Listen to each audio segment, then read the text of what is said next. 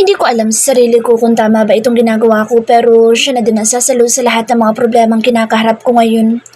Narating na namin ang lugar kung saan idadaos ang kasal. Nandito kami sa munisipyo. Nandito na din ang ibang mga kaibigan ni Dale at yung lalaking kasama ni Dale na nakita ko na dati sa restaurant. Siya na siguro yung sinasabi niyang kuya niya. Simple wedding lang naman. Konting basbas lang ay natapos din agad. Walang sweetness at wala ding kissing scene na naganap. Pagkatapos ng kasal namin, agad na umuwi din kami ng mansyon. May konting handaan na inihanda si Dale para sa mga bisita niya. Sofia! Tawag na Sky sa akin. Huminto ako sa paghakbang. Patungo sana ako sa loob ng mansyon. Ayaw mo bang maka-join sa amin? Tipid akong umiling. Gusto ko na din magpahinga, Sky. Sige, pasok na ako. Paalam ko nang mapatingin ako sa gawin ni Dale. Abala siya sa kausap niyang babaeng bisita niya. Bahagi ako nakaramdam ng inis sa kanya nang tumikhim sa Sky. Sige na, Sofia. Pasok ka na sa loob para makapagpahinga ka na din. Kami nang bahala kay Dale. Anya. Agad na nagpahinga ako sa sarili ko silid. Hindi man natuloy ang kasal ko sa akin nobyo, ngunit heto ako ngayon. Kasal na sa ibang lalaki na wala siyang anumang nararamdamang pagmamahal sa akin. Hapon na nang matapos ang kasiyahan sa labas. Matapos ko magpahinga sa loob ng kwarto ay agad ako nagluto sa kusina nang makakain namin dalawa. Umuwi na din ang mga bisita niya. Kaming dalawa na lang ni Dale ang naiwan dito sa mansyon dahil sumabay na din sa pag-uwi si Amara. Habang abala ako dito sa kusina, nakarinig na lang ako ng kakaibang ungol malapit dito. Na-curious ako tuloy kaya iniwan ko muna saglit ang aking niluluto.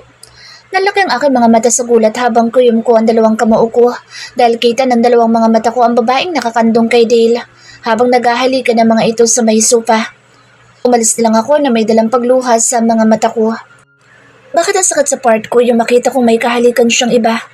Alam ko naman sa sarili ko na ginamit niya lang ako kahit alam kong ako rin na masasaktan. Wala akong karapatan na sumbatan siya. Wala akong karapatan na pigilan siya sa nais niyang gawin. Wala akong karapatan para magselos dahil hindi naman niya alam na mahal ko na siya. Hindi ko alam, basta naramdaman ko na lang ito nang tumibok ang puso ko sa kanya. Pero mahirap ding mamalimbos ng konting pagmamahal kung alam kong hindi niya kayang ibigay ang puso niya. Kinaumagahan, maaga ako nagising para magluto ng pang-umagahan namin ni Dale. Pero bago pa man ako bumaba, inayos ko na muna ang aking sarili. Pagkatapos ay bumaba na din ako at tinungo ang kusina. Tulog pa siguro si Dale hanggang ngayon. Hindi ko alam kung ano nangyari sa kanila kagabi ng babaeng kasama niya dahil agad din ako nagkulong ng kwarto. Hindi nagalaw ang mga pagkain niluto ko kagabi. Natulog ako agad dahil ayokong marinig ang bawat halinghing ng dalawa sa salas. Pero agad din pinaalis ni Dale ang babaeng kasama niya matapos na may mangyari sa kanila. Pero hindi ako sigurado kung pinaalis niya agad ang babaeng kaniig niya kagabi. Honeymoon dapat sana namin iyon ni Dale ngunit sa ibang kandungan siya nagpakaligaya. Pero hindi ko inaasahan ang bagay na iyon. Hanggang sa panaginip na lang ang pagnanasang iyon. Habang nagluluto ako dito sa kusina, dinig ko na parang may kumakatok sa main door. Agad ko naman tinungo iyon at binuksan ang pinto. Napaawang ang ibabang labi ko dahil nandito sa aking harapan ang mga magulang ni Dale. Where's Dale, Iha? Mukhang mabait naman siya dahil sa pagbigkas niya ng iha sa akin. Wow, swerte ako sa magulang ni Dale at mukhang tanggap naman nila ako. Nasa itaas po natutulog. Pasok po kayo. Magalang na sagot ko. Pumasok ang dalawang mag-asawa. So, ikaw ang babaeng pinakasalan niya? Agad niyang tanong. Kinabahan ako at pakiramdam ko ay may namumuong pawis na sa aking noo. Opo, ma'am. Magalang na sagot ko. Nasa mukha niya ang pagkaawa niya sa akin. Hindi ko alam kung bakit. Nagtungo ang mga ito sa living area. Sunundan ko sila at inalok ng kape ngunit tumanggi ang mga ito. Inaya nila ako maupo. Alam ko na kung anong pakay nila. Pasensya ka na, Iha. Alam kong ginamit ka lang ni Dale para sa pamana ng kanyang lolo. Sinubukan ko naman at sinabihan na rin siya ngunit matigas pa din ang ulo niya. Hindi ko alam kung kailan titino ang anak namin dahil sa kagustuhan ko na rin na malagay sa tahimik ang anak namin. Sana magawa mo responsibilidad bilang asawa niya. Hindi din kami magtatagal pa rito. Aalis din kami agad. Hindi na namin kakausapin si Dale. Pero ito lang ang may papayo ko sa'yo. Huwag kang susuko o bibitaw kung mahal mo siya. Na ikinalaki ng mga mata ko. Alam kong mahal mo na ang anak namin kahit hindi pa kita lubusang nakikilala. Ramdam ko at nakikita ko sa mga mata mo. Pero kung hindi mo na talaga kaya na pakasamahan ang anak namin, nandito lang kami ng dad mo. Susuportahan ka namin. Nakangiti niyang ani. Wala ako masabi sa dalawang ito dahil sobra kong naramdaman na tanggap na nila ako. Salamat po, Ma'am. Sir, nakangiti kong ani kahit na ako'y nahihiya dahil sa katayuan ng aking buhay. Iha, magmula ngayon, you can call me Mama. And Papa na lang. Kung hindi ka sanay na tawagin kaming Mommy at Daddy. Naiintindihan namin iyon, di ba? Hon? Nakangiti niyan to rin sa asawa niya. Oo naman, Hon. Sagot dito sa asawa. Pero Iha, habaan mo na lang ang pasensya mo sa asawa mo ha. Hindi mo deserve na masaktan. Just tell me, o sa mama mo, kung nang bababae ang asawa mo. I won't let that happen to you. Anya. Salamat po, Mama, Papa. Nahihiya ako sabi dito. Hindi ako pwede magsabi sa kanila kung ano status namin ni Dale. Siya na nagsabi sa akin na kaya niya ibigay ang lahat pero may isang bagay na hindi niya kayang ibigay, ang kanyang puso. Wala akong karapatang pigilan siya sa nais niyang gawin. Wala akong karapatan na magalit dahil asawa ko lang siya sa papel at alam ko din kung saan ko ilulugar ang sarili ko. Pagkaraan ng ilang minutong pag-uusap namin, umalis na din ang mga ito. Hindi na nila kinausap sa Dale na hanggang ngayon ay natutulog pa din ito. Napatakbo na lang ako sa kusina nang may maamoy ako nasusunog. Yung sinaing kong kanin. Sunog na nang makita ko ito. Pero pwede pa naman itong kainin. Pinainit ko na lamang ang mga ulam na niluto ko kagabi. Hindi naman nagalaw kaya ito na lang ang uulamin ko. Nagsandok na rin ako na makakain ko nang may marinig ako ng yabag na mga sapatos. Patungo dito ang tunog na iyon. Oh, poor girl. Ano ng babae?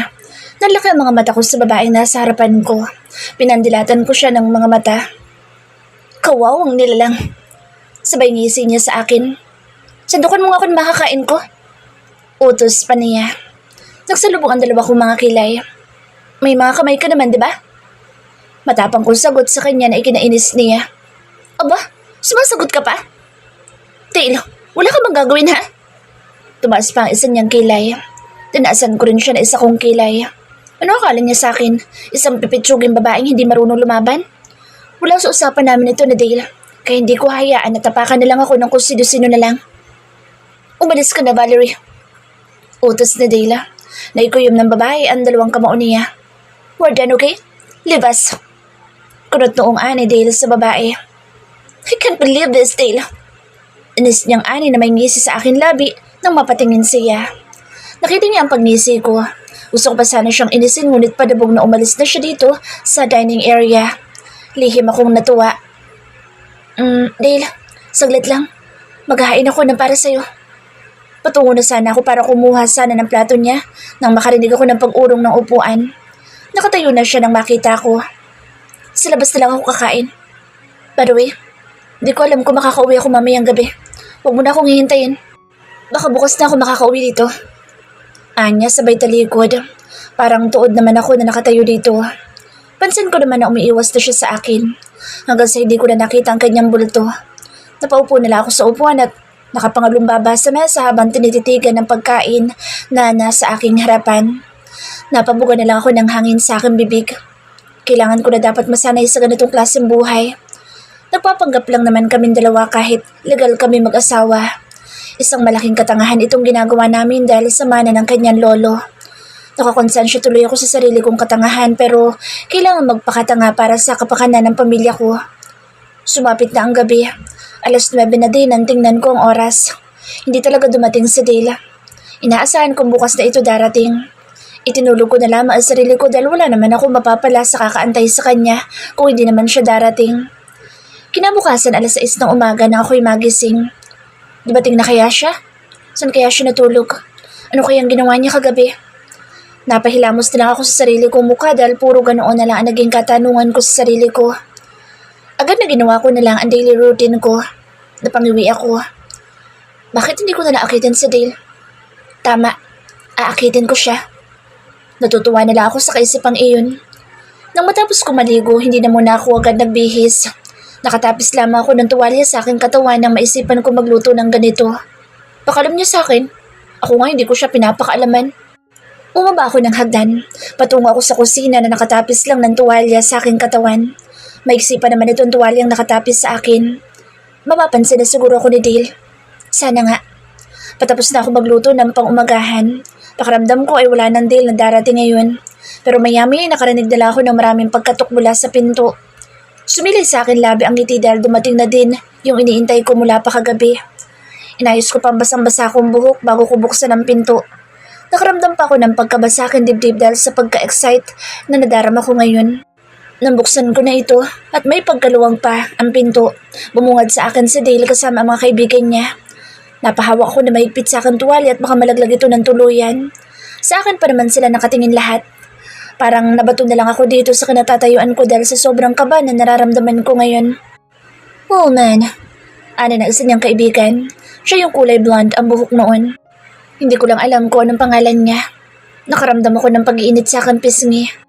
Hindi ko alam kung paano ako kikilos dahil super igsi ng tuwaling nakatapis sa akin. Pero parang wala talaga siyang pakialam sa akin dahil parang galit pa siya sa ginawa ko nang magtama ang aming mga mata. Sophia, pasensya ka na. Sige na, maaari ka na umakyat muna sa itaas para magbihis. Dito muna kami sa labas kasama sa Dale. Sky, hinawakan niya ang pinto at sinarado niya ito. Wala na sila sa aking harapan ng tuluyang sumarado ang pinto. Napahawak pa ako sa akin dibdib dahil sa sobrang lakas ng pagtibok ng puso ko. Sky saves me. Sabay buntong hininga ko. Papaakyat na ako ng hagdan nang marinig kong bumukas ang pinto. Hindi ko na ito tiningnan kung sino ang pumasok dahil nagmamadali ako umakyat patungo ng kwarto ko. Pagkapasok ko ay agad na nilako ang pinto. Habang namimili ako ng susuotin ko sa closet, may bigla na namang kumatok.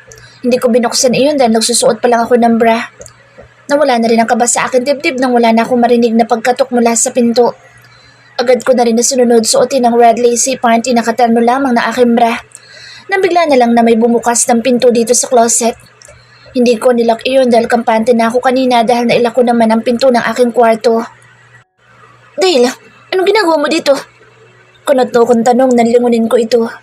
Mabuti at naisuot ko na din ang aking panty at muling itinapis ang tuwalya sa katawan ko. Hindi siya nakinig bagkus ay nakatitig lamang siya sa akin.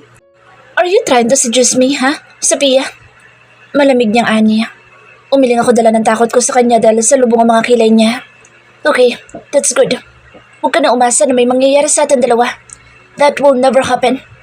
Huwag mo na lang intindihin yung mga nasabi ko. Walang tayo dahil hindi kita kayang mahalin. Ginagawa ko lang ito para sa... Tama na. Singit ko. Intindihan ko naman eh. Ginagawa mo lang ito for your own sake. Hindi mo na kailangan ipaliwanag sa akin dahil hindi na ako umaasa. Please, iwan mo na ako. Ani ko sa kanya dahil nasasaktan ako. Dinig ko pa ang pagsinghal niya bago pa ito tuluyang makalabas dito sa aking kwarto. Nang matapos ako magbihis, agad na akong bumaba para ituloy ang aking ginagawa pero nakita ko na lang na kinakain na nila ang mga ulam na pinainit ko kanina nung nandito na ako sa kusina. Tapos yung kanin na sunog pa ay kanilang inubos. Nastatwa na lang ako sa kanatatayuan ko. Nasarapan sila sa kaning sunog. Sophia, Sky, tumayo siya at patungo siya dito sa gawi ko. Pasensya na kung naubos namin yung niluto mo. The best ka talagang asawa. Nakangising Anya na ikinangiwi ko. Siya lang ako close ko sa mga kaibigan ni Dale kaya nalalapitan niya ako at nakakausap. Oo nga, sang-ayon din ang iba. See, pati sila nasarapan din sa niluto mo. Napasimangot na lang ako dahil yung isa dyan ay walang pakialam. Salamat ha. Pwede niyo naman akong asawahin lahat para araw-araw kayo makakatikim ng sunog na kanin. Ani ko na ikinakunot ng kanyang noo. Sulubong mga kilay ni Dale nang makita ko. Pinandilatan ko siya ng mga mata ko at umiwas ng tingin sa kanya. Oh, why not, diba? Sagot ng isa.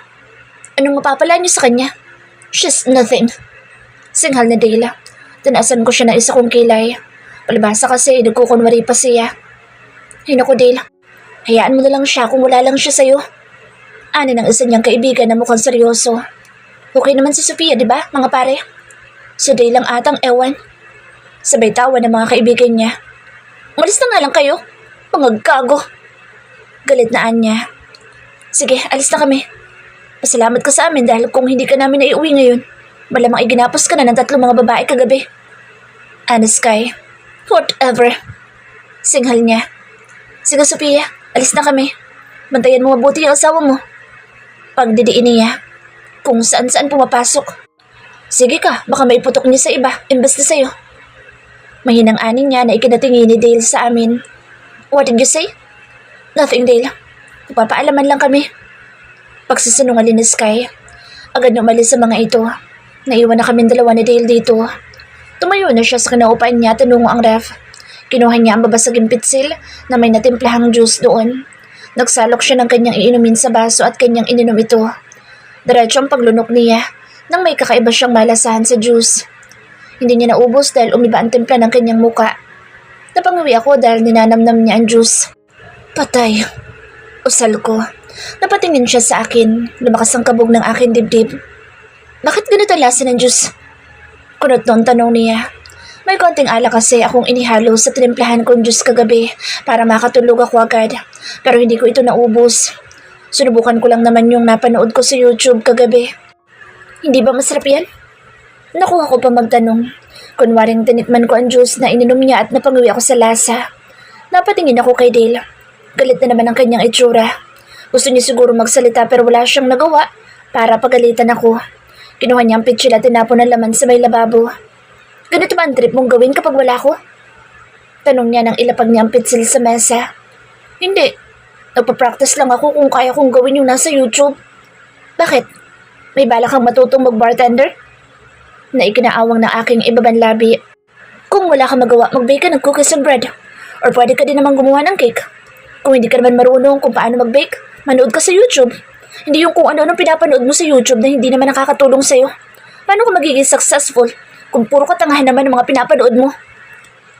Napanguso ako. Tama naman siya. Malaking bagay na din sa akin yung mga sinabi niya. Malaking tulong ito sa akin. Let me see your phone. Tanong niya pa na ikinalaki ng mga mata ko. Bakit pati phone ko gusto mong pakalaman? Kuryosong tanong ko. For your own sake, Sophia. We need to prepare this. Ipapakilala na kita kay Lolo sa susunod na araw. Mapapaaga ang pagpunta natin sa probinsya dahil tumawag ng private doctor niya. Nanghihina na daw si Lolo kaya minamadali na tayong umuwi doon. Sige. Kinakabahan ako nang iabot ko ang phone sa kanya. Walang password iyon kaya madali niya lang itong nabuksan. Talagang kinalkal niya pa. Hoy Dale, walang porn yan ha? Naikinangising niya. I'm just checking lang naman kung meron nga. At baka kung ano-anong ginagawa mo dito kapag ikaw lang mag-isa. Hoy, hindi ako katulad mo ha? Kaya kong magtiis, hindi kaya mo. Sumbat ko. Wala ka pa mga pictures dito? Hindi ka mahilig mag-selfie? Ayoko mag-selfie. Bakit ba? This is the part of my plan. Mabusisi si Lolo. We need to talk about this later. Anya, hindi ka pa ba tapos sa phone ko? Nainip kong tanong. Akin na. Sabay agaw ko sa kanya ang phone ko ngunit inalayo niya lang ito sa akin. Nakita ko may pinindot siyang app sa phone ko. Ngumisi siya na makita niya sa library kung ano yung mga pinapanood ko. Natampal ko na lang ang akin noo dahil kung ano-ano mga nire-research ko doon na ang pinakamalala pa ay yung size na pinakabahaba sa private part ng mga lalaki. Diyos ko, mababaliw na ako. Naningkit ang mga mata niya nang mapatingin siya sa akin. This is crazy, Sophia. Malamig niyang ani. Napanguso na lang ako. Hindi ko na kasalanan iyon, Dale. Kasalanan mo ito kasama na babae kasama mo noong isang gabi. Na-curious lang naman ako kung bakit sobrang ingay ng babae habang nakakandong siya sa'yo. Sabay iwas ko sa mga mata niya. Did you mean, nanood ka sa amin? Kaya mo ito sinearch sa YouTube? Salubong ang kilay niya. Ganoon na nga. Kaya akin ang phone ko. Sabay agaw ko sa kanya. What the heck? Malutong na mura niya. I'm not done, Sophia. Anya, nagulat nila ako nang hapitin niya ako sa kambawang. Tingin dito. Utos niya na makita namin ang sarili sa may screen ng aking cellphone at bagyang pinindot ang button upang maklik. Nakuhanan kaming dalawa. Smile. Utos niya pa. Ngumiti naman ako dito. Sunod na post namin ay inakbayan niya ako sa balikat. Ang lapit na mukha niya sa mukha ko. Nakaramdam ako ng kakaibang kiliti doon. Ngumiti na lang ako para hindi niya mahalata na kinikilig ako sa ginagawa niya pero masakit talaga sa part ko na mahal ko na siya pero hindi naman niya ako mahal. Hey, one more shot. Ngumiti ako ng tipid hanggang sa napaharap ako sa kanya at lumampi ang labi ko sa kaliwa niyang pisngi. Okay, that's enough. Anya, sit here. Utos niya. Dito sa mesa? Yup. Then hug me. Anito. Ginawa ko naman ang iniutos niya. Ang pangit, Sophia. Puna niya sa kuha namin. Hindi mo pa ba nararanasang ma-in-love? Automatic kung saan nito. Bakit ba? Need pa ba yun? Yeah. Kaya mo ba iparamdam iyon just to pretend lang? Parang tinusok yung puso ko sa sinabi niya. Kaya ginawa ko na lamang kahit may totoo akong nararamdaman para sa kanya. Nakatula lang nakatitig lamang ako sa gwapo mukha niya nang matapos namin magpicture. Here's your phone. Inabot niya sa akin ang phone ko. Doon ko na lang napagtanto na makita ko ang screen ng cellphone ko. Lihim ako napangiti dito dahil nilagay niyang wallpaper ang aming larawan na nakahalik ako sa kanyang pisngi. Thank you dito, Dale. Mahinang ani ko. Just a small thing, Sophia. Later, darating ang pinsan ko. Prepare yourself. Alam mong nagkukunwari lang tayong dalawa bilang mag-asawa. Kung ano man ang ipinapakita ko sweet na sa'yo, lahat ng iyon ay palabas lang. Seryosong anya. Okay, naiintindihan ko naman iyon. Sagot ko. Salamat at nauunawaan mo ko. Maiwan na muna kita dito. Magpapahinga muna ako saglit sa kwarto ko. Pagkatapos mo magpalit ng damit, kumato ka na lang sa may pinto. May bibigay ako. Anya at tuluyan na niya akong iniwan dito sa kusina na puno ng kalat dahil sa pinagkainan ng mga kaibigan ni Dale. Napasingap ako habang nakatingin sa mga kuha larawan namin kanina. Saglit lang ako nagiging masaya kapag kasama siya kahit palabas lang sa amin ito. Inabala ko na lang ang sarili ko sa paglilinis. Niligpit ko na din ang mga kalat dito sa kusina. Nang matapos na ipatungo na ako sa itaas ng aking kwarto para makapamili ng damit na susuotin ko. Pagkabukas ko ng pinto, 2 paper bags ang nakita ko nakalapag sa kama. Inila ko din ang pinto. Pagkapasok ko dito sa loob at tinungo ang 2 paper bags sa kama. Kinalkal ko kung ano ang laman noon. Isang sexy dress na kulay black na may katernong stiletto heels. Isuot ko man ang mga ito. Hindi pa rin mababago ang pagtingin sa akin ni Dale. Isinukat ko ang mga ito at kumasya naman sa akin ng damit. Ako na din ang nag-ayos ng sarili ko. Simple lang, kaya madali lang akong natapos. Hinayaan ko na lang ding nakalugay ang aking buhok para matakpan ng konti ang likod ko dahil medyo litaw itong suot kong damit. Patungo na ako sa kwarto ni Dale. Kumatok ako ng 3 beses. Maya-may agad naman bumukas ang pinto. Umungad sa aking harapan si Dale. Nagtama ang aming mga mata ngunit agad din niyang iniiwas sa mga mata niya nakatitig sa akin. Pasok ka. Sabay luwag niya ng pinto. Pumasok ako sa loob kasabay ng paglak niya ng pinto. Sit. Utos niya na maupo ako sa sofa. Umupo naman ako habang hinihintay siya. Parang may hinahanap siya at nakita ng 2 kong mga mata ang maliit na pulang box na hawak-hawak niya na. Lumapit siya at tumabi sa akin. Malungkot ang mga mata niya nang makita ko. Ramdam ko naman dahil natali siya agad sa akin na walang anumang pagmamahal sa akin. Pero isa lamang itong plano pero bakit pakiramdam ko ay para siyang nasasaktan? Binuksan niya ang red box at tumambad sa akin ang isang diamond ring. Namangha ako sa ganda ng kinang ng bato. Kinuha niya ang singsing sa box. Parang napakahalaga noon para sa kanya dahil ilang beses niyang pinaikot sa daliri niya ang singsing in a circular motion. This is our marriage ring, Sophia. Malungkot niyang ani at tinawakan niya ang aking kamay. Tinanggal niya isang ordinaryong pipitsuging singsing na isinuot niya sa akin noong una at ipinalit ang isang diamond ring sa akin pala singsingan. Paalis na kami ni Dale. Papunta na kami sa hotel resort para doon kitain ang kanyang pinsan. Anak siya ng kapatid niya sa ama, ngunit anak sa labas ng kanyang lolo ang ama ng pinsan ni Dale. Nandito na kami sa hotel resort habang may hinihintay. Hindi ko alam kung babae ba ang kikitain niyang pinsan o lalaki. Kinakabahan ako habang si Dale ay abala sa kausap niya sa telepono. Parang pakiramdam ko'y naiihi ako. Dale, banyo muna ako. Paalam ko, hindi niya ako pinansin. Napangiwi ako. Mukhang mas mahalaga pa yata ang kausap niya sa kanyang cellphone kaysa sa akin. Batid ko naman iyon kaya hindi na ako magtataka. Tumayo na lang ako at nagtungo ng banyo. Nakaramdam ako ng kaba dahil hindi ko alam kung saan ang comfort room. Palakad paroon ako sa paghahanap ng CR. Tila napagod din ang katawan lupa ako sa paglalakad dahil nakasuot pa man din ako ng high heels. Diyos ko, pakiramdam ko isasabog ng aking pantog. Hindi ko na kayang pigilin pa. Upo na sana ako kahit nandito ako sa hallway nang may biglang sumulpot sa aking tabi. Hey miss, are you okay? Tanong niya. Napaangat ang ulo ko sa taong nagsalita. Gwapo naman siya at matangkad. Parang si Day lang. Pinandilatan ko siya ng mga mata. Halata bang okay ako? Kanina pa kasi ako lakad ng lakad dito. Hindi ko pa mahanap ang CR dito. Parang gusto ko nang maiyak. Bakit kasi hindi ako nagtanong sa mga taong nakakasalubong ko kanina? Tapos ngayon pa ako magrereklamo? Impit na ngumiti siya. Don't worry, ituturo ko kung saan yung CR nila. Actually, doon din ang punta ko.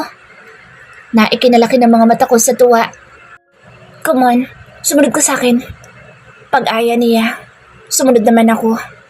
Baka naman scam to ha? Ani ko habang sinusundan ko siya. Okay, huwag ka nalang sumunod kung scam ito. Anya na makita ko na lang ang comfort room at talaga naman sinundan ko talaga siya. Hey, pati ba naman dito? Sa pang-mails room susundan mo ko? Tanong niya. Tumaas pa ang sulok ng kanyang labi. Ha? Hindi ah. Napangusok at mabilis na lumabas sa CR na panlalaki. Sobra akong kinabahan sa ginawa kong pagsunod sa kanya. Laking hiya na gawa ko habang patungo ko sa females room. Naginawaan ako na may labas ko ng lahat, ang ihi ko na kanina ko pa gustong ilabas. Palabas na ako ng CR na makasalubong ko na naman yung lalaking nakasabayan ko. Nakangiti siya sa akin habang ako na may nakasimangot. Papangit ka niyan. Anya, wala kang pake. Pagtataray ko na ikinailing niya. Siya nga pala, salamat ha. Ani ko, ngumiti siya ng tipid. It's okay. Tipid niyang sagot. Parang iisa lang ata ang pupuntahan naming way kasi pareho kami ng dinadaanan. Sinusundan mo ba ako? Tanong ko dahil kasama ko pa rin siya hanggang ngayon. Malapit na kami sa table namin ni Dayla. Tanaw ko na siya at halatang naiinip na ito sa pag-aantay. No, bakit naman kita susundan? Baka iisang way lang pupuntahan natin. Anito at nauna na siya naglakad. Sumunod na lang ako sa kanya. Maya-maya naupo na siya sa bakantang upuan. Nagtaka na lamang ako dahil doon siya sa table namin naupo. Naupo na rin ako sa tabi ni Dayla. Pagkarating ko, nagkatinginan pa kaming dalawa. Hindi ko inalis ang pagkakatitig ko sa kanya dahil ganoon din naman siya nang may biglang tumikim. Napatingin ako kay Dale. Do you know him? Nagtatakang tanong niya. No. Biglang singit ng lalaki. Napatingin ako sa kanya. Actually, namit ko na siya kanina malapit sa may papuntang comfort room. Nalapitan ko siya at tinanong kung may problema ba siya. Sabi niya hindi niya daw mahanap kung saan yung comfort room. At sakto naman na doon ang punta ko. Yun, sabay na kami nagpunta ng CR. And then? Kunot noong tanong ni Dale. Muntik na. Hoy! Bigla ang singit ko. Anong muntik na? Sa females room ako nagbanyo no? Sabay irap ko sa kanya. Napatingin ako kay Dale. May ngisi sa kanyang labi nang makita ko. Di mo naman kasi ako pinatapos eh. By the way, Dale, where's your wife? Nang biglang hinawakan ni Dale ang aking kanang kamay. Pinasil niya iyon at bahagyang itinaas ang aking kamay upang ipakita ang singsing na nakasuot sa palasansingan ko. Is she your wife? Na may pagtataka sa kanyang muka. Yeah, she's my wife. Basig lang anya. Ngunit nasa mukha pa rin niya ang pagtataka. Di ko alam dahil parang may kulang sa kanya. Pero nagulat na lang ako nang halikan ako ni Dale sa aking pisngi. Naiawang ko ang ibabang labi ko dahil sa gulat. Ngunit nalulungkot pa rin ako dahil hindi niya ako magawang halikan sa akin labi. Kahit saglit lang ang pagdampi. Pinilit kong umiti sa harapan ng kanyang pinsan upang hindi siya magtaka. Nagkunwaring kinilig ako kahit nasasaktan ako. Alright, Dale. I'm happy for you. Dahil natagpuan mo na rin ang babaeng magpapatano sa'yo. By the way, I'm Brent. Pakilala niya kasabay ng paglahad ng kanyang palad sa harapan ko. Sofia. Pakilala ko din. Saka nag-handshake kaming dalawa at sabay na bumitaw ang aming mga kamay. Ngumiti pa ito sa akin. Tapi din ako ngumiti dito. Ayos ka lang ba, Dale? Pansin niya ang pagkatahimik ni Dale. Yeah, I'm okay, Brent. Mag-usap lang kayong dalawa para makilala mo pa na mabuti ang asawa ko. Dugtong niya na ikinangisi naman ni Brent. Later, Dale. That's it muna. Dahil kanina pa ako gutom mula pa sa biyahe. Nagmadali pa ako makauwi dito sa Pilipinas. Mamit ko lang ang asawa mo. But she's nice.